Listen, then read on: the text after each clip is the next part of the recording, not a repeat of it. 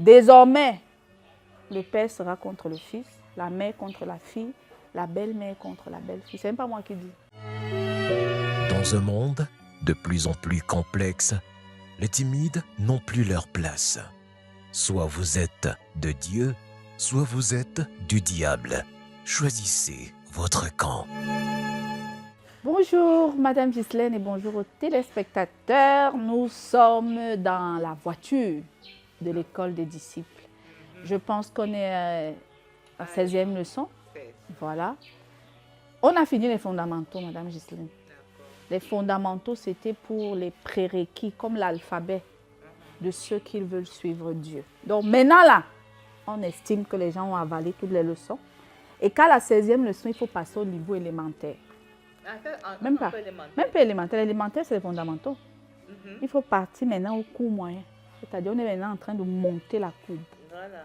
Et là, on va faire, Madame Ghislaine, aujourd'hui, la leçon de la séparation. Séparation avec la tradition. Quand nous, on était enfants, on aimait nous dire que Dieu rassemble. Non? Ouais, Dieu aime la paix. Dieu rassemble. Dieu unit. Dieu est réconciliateur, non? Oh, il y a quelque part dans la Bible, il dit qu'il n'est pas venu apporter la paix. On arrête de dire ça tout le temps. Il est venu apporter les paix. Désormais, le père sera contre le fils, la mère contre la fille, la belle-mère contre la belle-fille. Ce n'est pas moi qui dis, c'est Jésus. Il veut dire qu'à un niveau qu'on augmente dans la spiritualité, dans le disciple-là, les gens se séparent. Mais Dieu est amour, non? Non, est-ce que l'amour même, est-ce que l'amour exclut la séparation? C'est une séparation qui construit. Et la leçon d'aujourd'hui, la leçon du jour, c'est donc séparation avec les traditions, Madame Ghislaine. Ok. Donc on va voir toute cette série, ça sera les séparations. Toute cette série concernera les séparations qu'un disciple doit faire pour être fondamentalement, pour être un disciple en entier, un disciple complet. Séparation avec la tradition. Vous ne pouvez pas dire que vous servez Dieu. Vous êtes croyant, disons chrétien, musulman, judaïsant, parce qu'ici on est dans les religions abrahamiques. Vous versez encore l'huile sur les crânes. Vous êtes dans les sociétés, dans les sectes initiatiques de votre village ou de votre contrée. Pourquoi, Madame Ghislaine? Parce que vous allez faire des choses qui seront contre Dieu. Ah bon? Si on t'initie, par exemple, dans un arbre sacré ou dans une société sacrée, on te donne un esprit qui, lui, ne connaît pas la foi. Hein. Non, il n'est pas dans vos choses-là.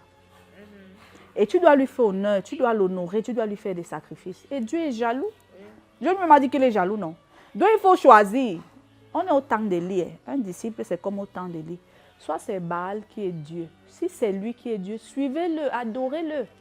Si c'est l'Éternel qui est Dieu, suivez-le, adorez-le. Et il faut détruire les autels de Baal. Baal qui signifie tout ce qui est contre la vraie doctrine, tout ce qui est contre la vraie religion. Est-ce que ça veut dire que nos ancêtres, là, nos ancêtres sont tous en enfer? Est-ce que ça veut dire que nos ancêtres sont tous en enfer? Non, ça ne veut pas dire ça. Parce que le culte des crânes, c'est quand même assez, ça va dans longtemps. Il y a longtemps, je veux dire. Oui. On va vraiment dans les années 1900, même avant même. Sauf que le problème des ancêtres pose beaucoup. Comme on dit, le problème des ancêtres est à double face. Ce n'est pas tous les ancêtres qui ont bien marché. Parce que vous-même, nous tous là, quand on va mourir, on sera ancêtres, non? Parce que ça veut dire que tous les êtres humains sont ancêtres de n'importe qui, même les voleurs, même les prostituées. C'est vrai qu'avant la culture américaine, les ancêtres, c'était les modernes. Voilà. Maintenant, on dit que c'est ceux qui ont bien marché, ceux qui étaient méritants. Vous allez savoir comment. Même comme vous allez dire que même chez les catholiques, les saints, on dit que sainte X, sainte Y, vous allez savoir comment. C'est vrai qu'on dit qu'il y a le témoignage, mais ce que j'ai envie de dire, c'est que quand quelqu'un est mort, il est mort. Dieu dit qu'il est le Dieu des vivants, il n'est pas le Dieu des morts. Je crois que c'est écrit. Il n'aime pas ce qu'il dit. Je suis le Dieu des vivants, je ne suis pas le Dieu des morts.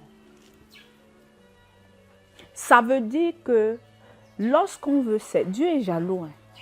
Si vous dites que vous êtes avec Christ, si vous dites que vous êtes avec Dieu, Dieu donne les dons de prophétie. Ça veut dire que si vous voulez consulter les coris ou je ne sais pas quoi, il y a ça chez Dieu, vrai ou faux? Est-ce qu'il n'y a pas les gens qui peuvent vous dire ce qui se passe dans la maison de Dieu? Il y a plus de prophètes de nous. Non, il y a.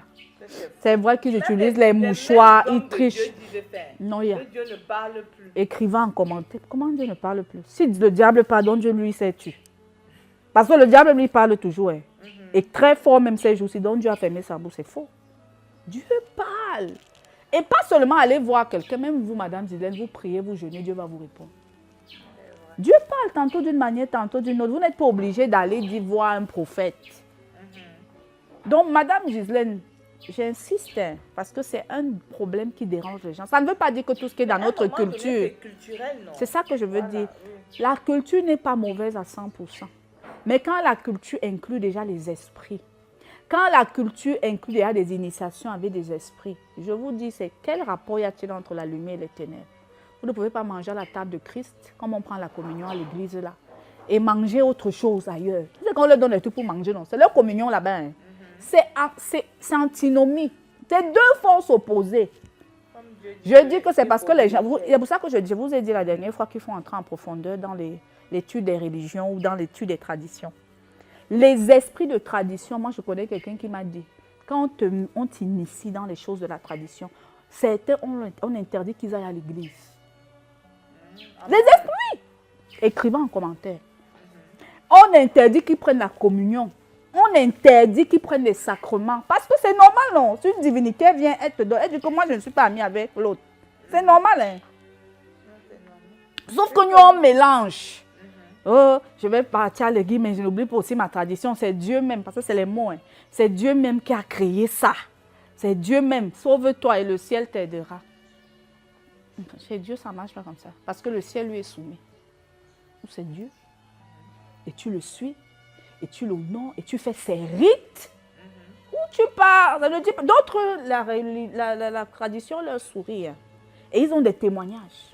Mais je suis simplement en train de dire à quelqu'un qui est disciple que toi qui dis que tu es disciple, tu n'auras pas d'autre Dieu devant la face de l'Éternel que lui. Et il le dit, il punit l'iniquité des pères jusqu'à la 3e et la 4e génération de ceux qui le haïssent. Et il n'y a pas de pire péché que Dieu punit comme l'idolâtrie. Parce que là, c'est une atteinte à sa gloire. C'est une atteinte. Tu comprends ce que je veux dire? Comme si tu lui manques de respect. Que mais moi, une tromperie verticale. Moi, Dieu, tu mets un autre à ma place. C'est grave. Aux yeux de Dieu, c'est un péché grave. Hein? L'idolâtrie, on ne sait peut-être pas. Donc, ça ne veut pas dire qu'il y a des bonnes choses dans la culture. Il faut qu'on te dote. Hein? Si on ne te dote pas, même Dieu va dire que tu vas lire. Hein? Lui, il ne dit pas que oh, je ne fais pas la dot. Non, non, non, non, non, non, non. Tu dois payer. C'est pour ça que j'ai dit qu'il y a des traditions universelles qu'on doit faire. Tout ce qui concerne maintenant les initiations, qu'on te donne les totems. Parce que Dieu même a un totem à lui-même. Jésus même c'est un totem. Comment tu as les totems divergents? Ils vont bagarrer. Mais vous savez que maintenant, les religions abrahamiques, vous entendez dire que c'est Jésus. Jésus c'est un totem. Allez lire Apocalypse. Il y a combien de faces là-bas sur le trône? La face d'un homme. La face je crois, d'un taureau, la face d'un lion, la face d'un aigle, avec 2 yeux ici, 2 yeux là, c'est quoi? C'est même pas tous les faces de Dieu. Pourquoi vous limitez Dieu même? Pourquoi on appelle Jésus le lion de la tribu de Juda? Vous ne savez pas qu'il se transforme aussi en lion? Quand il arrive devant un totem lion, il se transforme aussi en lion parce qu'il est lion. Quand il arrive devant le serpent Moïse, le serpent de Dieu n'est pas... Dieu a le serpent. Allez dire que j'ai dit, c'est biblique. Vous ne savez pas que Dieu a le serpent?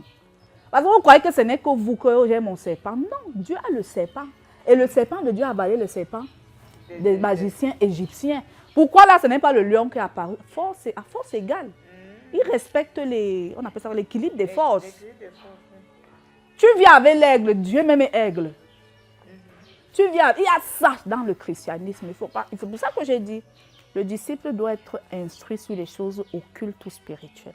Pour ne pas être naïf. Ou pour ne pas être inculte. Non, Madame Gislaine. This lesson, you must be separate. Dieu ne veut pas d'autre culte. Et je vous dis que c'est parce qu'on ne sait pas. La spiritualité abrahamique a les totems. Puisque Satan imite Dieu, non? Il y a tout ça. Qu'est-ce qu'il n'y a pas que vous... Moi, je connais des gens, on a failli les empoisonner, le verre s'est cassé. Ils n'avaient pas de bague. il n'a pas travaillé son corps. Ah, d'accord. Oui. Parce qu'il y a des gens qui font ça, ils ont des bagues, on a travaillé leur corps et ça c'est ça. Il n'a rien. Même il ne savait pas ce qui s'est passé, c'est le Christ. C'est l'ange qui a cassé. Il y a tout ça. Donc, Madame Jésus, j'ai beaucoup parlé. On ne sait plus quoi dire. Un disciple doit se séparer d'autres dieux. Un disciple doit se séparer d'autres sacrifices. Tu sacrifies à qui? Va sacrifier chez Dieu, pardon. Ne dis pas qu'on envoie au truc au village. On a dit qu'il faut aller verser ceci pour que ta vie donne. Si tu sacrifies aussi au Seigneur, ta vie va donner. Mais est-ce que c'est pas trop long avec Dieu? Hein? Non, maintenant, chaque Dieu a ses caractéristiques. Non? Même dans leur côté, là, il y a les gens qui adorent la tortue. Que c'est la tortue, leur totem. La tortue est rapide. Je vous ai dit que de la même manière que le monde des ténèbres est façonné. C'est la même. C'est parce qu'on n'est pas. Tu comprends ce que je veux dire? Il y a la tortue, il y a la tortue, elle va achever. Pourquoi ils ne se plaignent pas? Donc Dieu peut être tortue. On attribue, c'est-à-dire qu'on extrapole un peu. Donc on attribue le totem en fonction de ta capacité. Si on peut dire oui, on attribue le totem en fonction de l'énergie qui est en face. Ce que Dieu avait prévu. Oui, même par exemple, pour qu'on te donne un totem dans les traditions, ne viens pas comme ça, tu dis que veut le lion. Hein. On regarde ton caractère comment, tes forces sont comment.